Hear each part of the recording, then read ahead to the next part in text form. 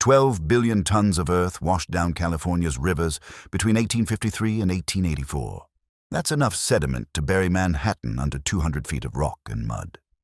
The North Bloomfield Mining Company spent $3 million building the world's largest hydraulic mine. They recovered $2.8 million in gold before a judge shut them down. The conventional story says the Wild West was lawless. Miners did what they wanted, the land be damned. Court records tell a different story. On January 7, 1884, a federal judge who'd been a gold rush miner himself issued a 225-page decision that effectively ended large-scale hydraulic mining in California. It's considered America's first major environmental ruling. The case wasn't about conservation. It was about property rights, steamboat navigation, and wheat. One wheat farmer sued one mining company.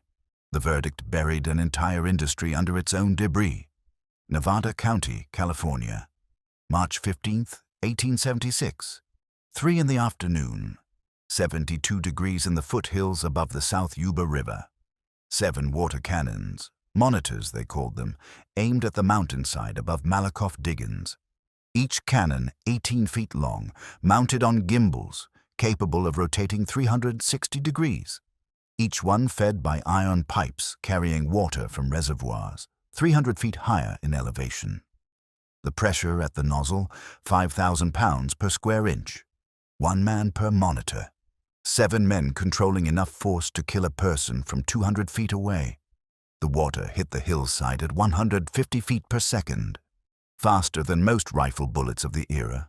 The sound, a continuous roar like sustained artillery fire, carried for miles. Local accounts describe it as the sound of a mountain being murdered. 60 million gallons of water per day coursed through North Bloomfield's system. 100,000 tons of earth liquefied daily.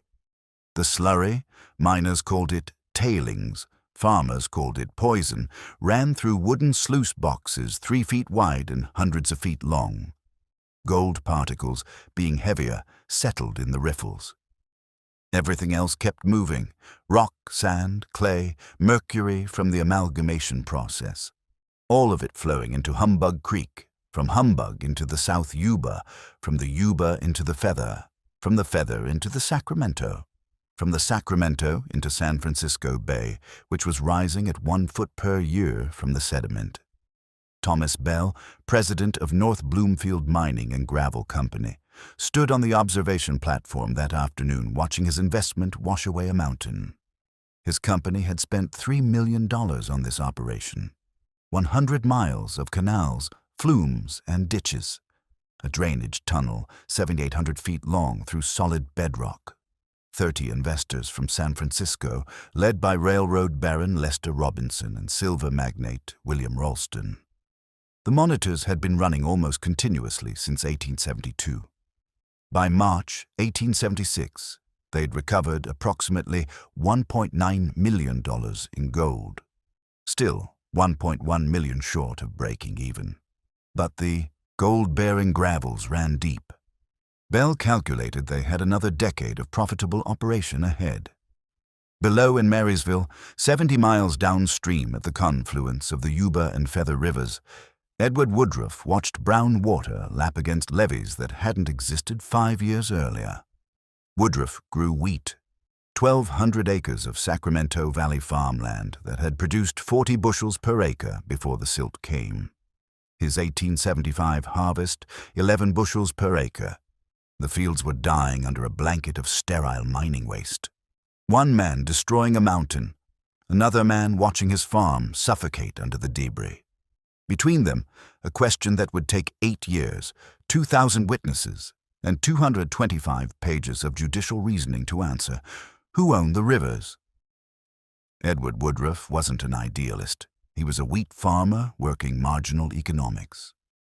In 1870, Sacramento Valley wheat sold for $1.85 per bushel in San Francisco. After railroad fees and river transport, Woodruff cleared maybe 90 cents per bushel profit. At 40 bushels per acre across 1 to 200 acres, that meant $43,000 annual gross income. By 1880, silt had reduced his yields to 15 bushels per acre. His income had dropped to $16,000. The math was simple. Hydraulic mining was bankrupting him 3 times faster than drought or locusts ever could. Judge Lorenzo Sawyer had walked into a California mining camp in July 1850, part of a Wisconsin company that crossed the country in 72 days. He tried his hand at mining near Coloma. He was better at law. By 1863, he'd been elected to the California Supreme Court.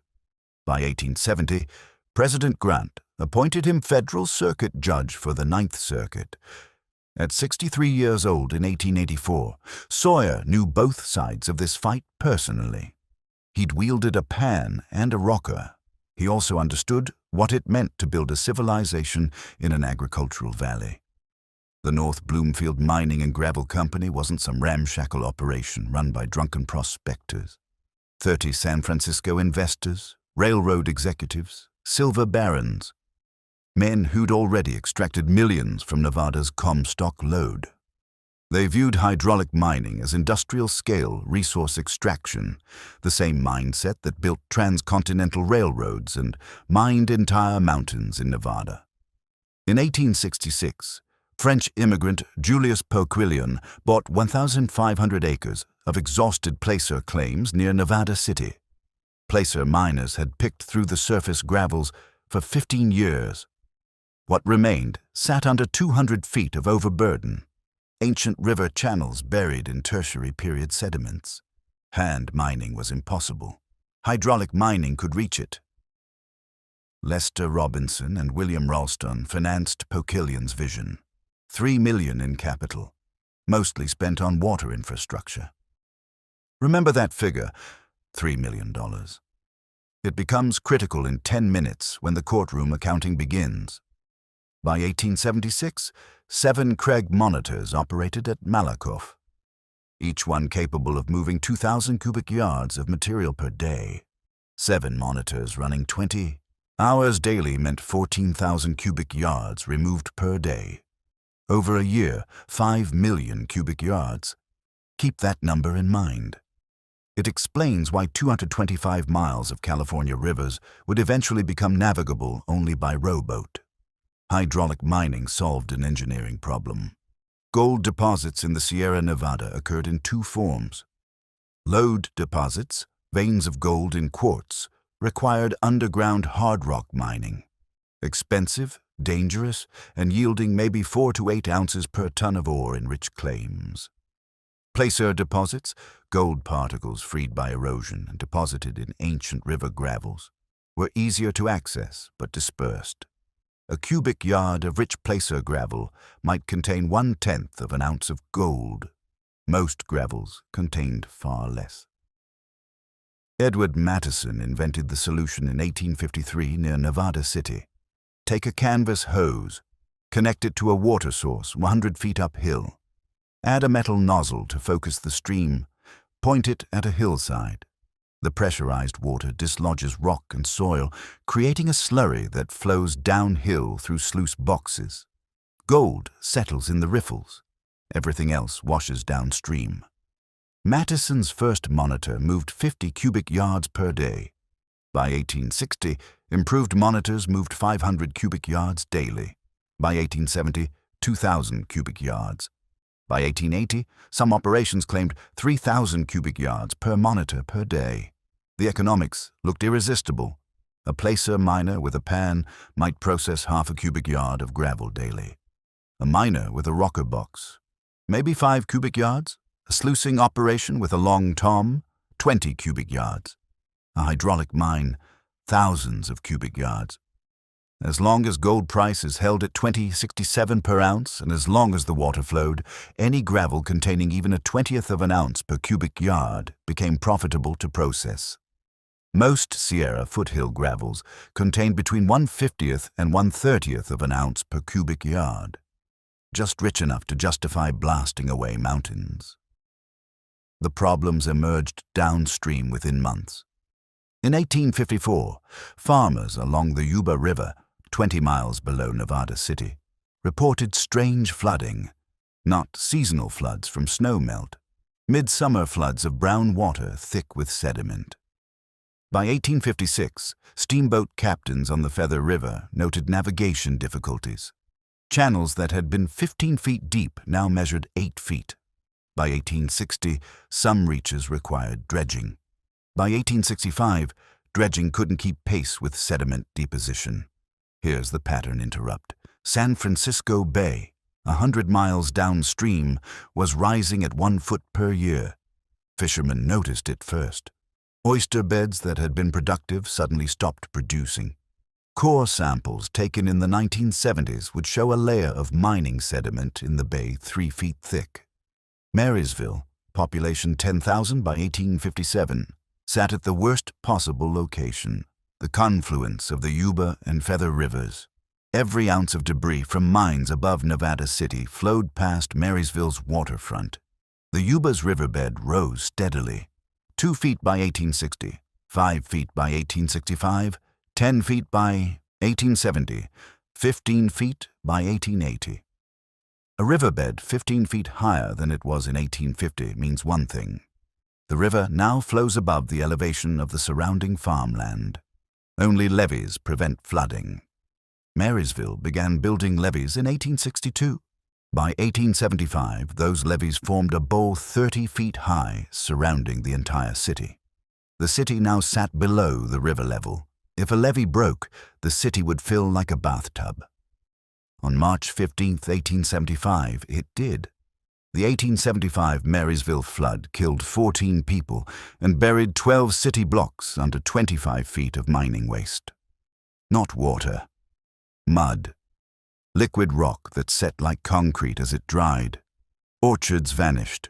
2-story buildings had only their roofs visible. Property damage exceeded $2 million, $1875, meaning roughly $50 million today. The city rebuilt. The mines kept operating. The fundamental question remained unanswered. Did miners have the right to dump unlimited debris into rivers? California mining law in 1875 functioned on principles established in 1848, 1850 by the miners themselves. Essentially, whoever stakes a claim and works, it owns the minerals. Downstream consequences weren't considered. The legal framework treated rivers as common property, meaning everyone could use them, and no one person could claim exclusive rights. That logic worked when 100 miners panned along a creek. It didn't scale to operations moving 100,000 tons of earth daily. Farmers tried legislative solutions first. In 1866, Sacramento Valley agricultural interests petitioned the California legislature to regulate hydraulic mining. The mining counties, Nevada, Placer, Sierra, Yuba, had enough representatives to block the legislation. Remember that $3 million North Bloomfield had invested. The entire Sacramento Valley's annual wheat crop in 1870 was worth about $8 million. The political math favored miners. The 1875 flood changed that calculation slightly. Farmers formed the Anti-Debris Association. They hired lawyers. They began documenting damage with surveyors and photographers. John Todd, a Stockton photographer, spent 1882 and 1883 creating comprehensive photographic records of flooded farms, buried orchards, and destroyed property. Here's the call back to the hook. One wheat farmer would eventually sue one mining company. Not because Woodruff was uniquely affected. Hundreds of farmers suffered similar losses, but because Woodruff's lawyer, George Cadwallader, identified North Bloomfield as the perfect defendant. Biggest operation. Most visible. Best documented. 30 wealthy San Francisco investors who'd left a paper trail of corporate records. If Woodruff could win an injunction against North Bloomfield, smaller operations would fall like dominoes. Edward Woodruff filed suit on July 22, 1882, in U.S. Circuit Court for the District of California. His claim was simple. North Bloomfield's operations constituted a continuing trespass on his property and a public nuisance that endangered navigation on navigable rivers. He sought a permanent injunction prohibiting the company from discharging mining debris into the Yuba River and its tributaries. The company's defense was equally simple. California mining law gave them the right to operate their claim, and downstream farmers had no standing to interfere. The case landed on Judge Lorenzo Sawyer's docket. Sawyer immediately recognized its implications. This wasn't just Woodruff versus North Bloomfield. This was agriculture versus mining. This was property rights versus industrial development. This was, fundamentally, about whether American law recognized environmental harm as actionable injury. In 1882, that question had no clear answer. No precedent existed. Sawyer requested something unusual. He wanted to see the mines personally. In August 1882, he traveled to Nevada County. He toured Malakoff Diggins. He watched the monitors operate. He interviewed workers. He measured the drainage tunnel. He examined the sluice systems. He traveled to Marysville and surveyed the levees. He interviewed farmers. He reviewed agricultural records showing yield declines. He commissioned the Army Corps of Engineers to conduct hydrological surveys of the Yuba, Feather, and Sacramento rivers. The trial began September 1882. Woodruff's legal team called 147 witnesses. Farmers describing buried fields. Steamboat captains documenting navigation hazards. Civil engineers presenting survey data. The Army Corps of Engineers submitted a report in January 1883 documenting that hydraulic mining had deposited 685 million cubic yards of debris into the Yuba River watershed alone. That's enough material to bury Manhattan under 10 feet of waste. John Todd's photographs became evidence. Images of orchards with only treetops visible above mud. Images of North Bloomfield's inadequate debris retention system. North Bloomfield's defense called 487 witnesses. Mining engineers testified that the operation could be modified with settling ponds to capture debris. Company accountants presented financial records. $3 million invested, $2.8 million recovered, with projections of $5 million total gold recovery if allowed to continue operation. They argued that shutting down the mine would bankrupt 30 investors and throw 250 workers into unemployment. Their key legal argument: California law had always permitted miners to conduct operations necessary to extract minerals. Downstream effects were unfortunate, but legally irrelevant. The Southern Pacific Railway Company filed an amicus brief supporting Woodruff. The railroad's concern wasn't altruistic. Rising riverbeds threatened railway bridges. The company had already spent $400,000 raising bridge abutments along the Sacramento River. They faced millions more in maintenance costs if sediment deposition continued. When the richest corporation in California backs the farmers, you know the miners have problems. The testimony concluded November 1883. 20,000 pages of transcript. Sawyer took the case under advisement. He promised a decision in 60 days. It took 14 months. January 7, 1884. Federal Courthouse, San Francisco. Judge Lorenzo Sawyer delivers his opinion in Woodruff versus North Bloomfield Gravel Mining Company. 225 pages. Reading time, 3 hours. The courtroom packed with farmers, miners, lawyers, journalists, and railroad executives. Sawyer begins with a technical discussion of water law, navigability, and public nuisance doctrine. He spends 60 pages reviewing testimony. Then, on page 89 of his opinion, he makes his ruling clear. The right to use natural watercourses for the discharge of mining debris is not absolute. It must be exercised with reasonable regard for the rights of others. That sentence ended an industry. Sawyer found that North Bloomfield's operations constituted both trespass, because debris physically invaded Woodruff's property, and public nuisance, because they endangered navigation on public rivers. The constitutional question was whether property rights extended to protection from actions that occurred miles upstream but caused demonstrable harm downstream. Sawyer said yes. Emphatically, he ordered a permanent injunction prohibiting North Bloomfield from discharging any mining debris into rivers flowing toward Marysville and Sacramento. Not reduced discharge. Not debris retention with settling ponds. Zero discharge. The decision's logic was simple. You cannot conduct your business in a way that destroys another person's property, even if your business came first. Sawyer acknowledged that mining had been economically vital to California. He acknowledged that many miners operated in good faith, but he concluded that when industrial operations cause documentable harm to navigation and agriculture, property rights prevail over commercial interests. Here's the part movies never show. Sawyer was sympathetic to the miners. He'd been one. He understood the economics. His decision included language suggesting that if miners developed effective debris retention systems, they might continue operating. But the engineering required, massive concrete dams, settling ponds, and drainage systems, would cost more than the gold was worth. North Bloomfield Mining and Gravel Company suspended operations immediately. The injunction was permanent. The company had invested $3 million. They'd recovered $2.8 million.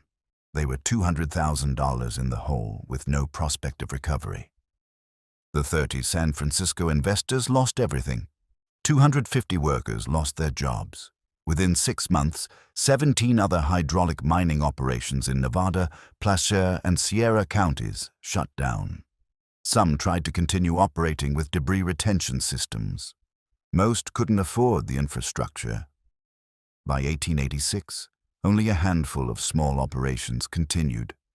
The California Debris Commission, created in 1893, licensed a few operations that met stringent retention requirements. North Bloomfield tried to reopen with debris dams in 1889. It wasn't profitable.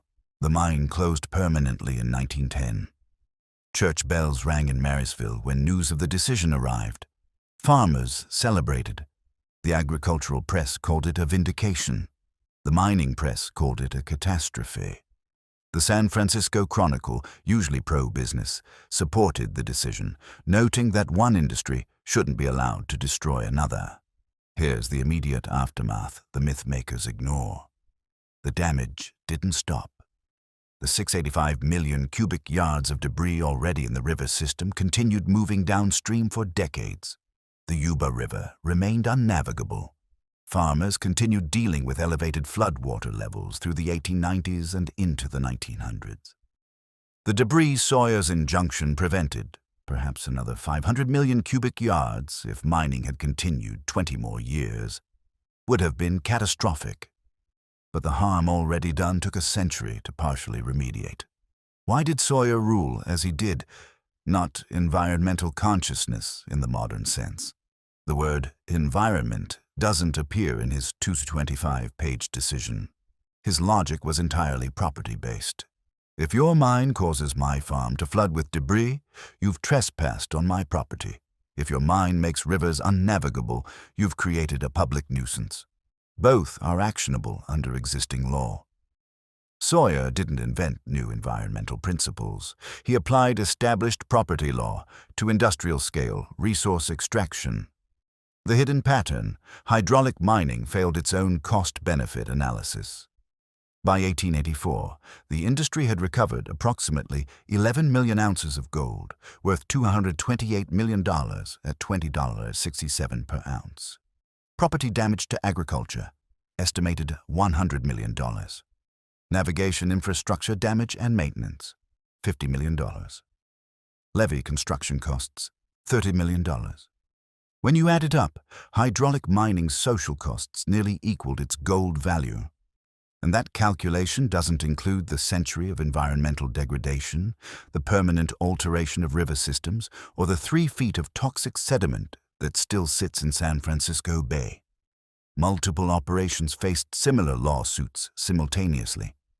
Sawyer's decision became the legal precedent that resolved them all.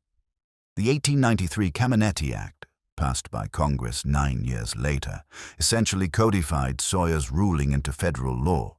It required all hydraulic mining operations to obtain licenses from the California Debris Commission and demonstrate effective debris retention. Only a handful ever qualified. The pattern here is important. When private enterprise causes large-scale public harm, American law eventually intervenes. It took 31 years, 1853 to 1884. But it happened.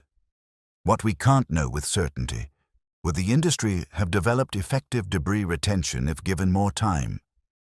The company's engineers claimed retention ponds could capture 90% of debris. But 90% of 100,000 tons daily still means 10,000 tons reaching rivers daily. Over a year, 365 million tons. The math never worked. The mines either had to shrink to tiny operations, economically unviable given the capital already invested, or shut down entirely. California's experience became a template. When Montana faced similar issues from copper smelters in the 1890s, lawyers cited Woodruff versus North Bloomfield. When Colorado farmers fought gold dredging operations in the 1920s, they used Sawyer's logic. The decision established that industrial operators don't have unlimited rights to pollute, even when economically vital. That principle, radical in 1884, became foundational to 20th century environmental law. But in 1884, Sawyer was just applying common law property principles to uncommon circumstances. The rivers didn't belong to miners. They belonged to everyone. By 1910, North Bloomfield's mines were abandoned. The Malakoff Pit, a square mile of eroded cliffs in pale tan and white sediment, became a curiosity. Tourists visited to photograph the devastation. The pit's depth, 600 feet, the amount of earth removed, estimated at 41 million cubic yards from Malakoff alone. In 1965, California designated it a state historic park. The interpretive signs call it a monument to California's mining heritage. They don't mention that the heritage includes 12 billion tons of debris in river systems that won't fully recover for another century. The Yuba River bed remains elevated. Marysville still maintains its levee system. The city is known as California's oldest little city. Not because people don't want to live there, but because the levees make expansion physically impossible. The population peaked around 13,000 and has stayed there since 1880. In 1997 and 2017, levee breaks caused catastrophic flooding. The mines shut down 110 years before that. Edward Woodruff died in 1894. His farm partially recovered, but never restored to pre-debris productivity. Judge Lorenzo Sawyer died in 1891, 7 years after his decision. The North Bloomfield Mining and Gravel Company never recovered its $3 million investment. The creek that carried away the mountain, Humbug Creek, still runs brown after heavy rains. The sediment is still washing out, particle by particle, 140 years later.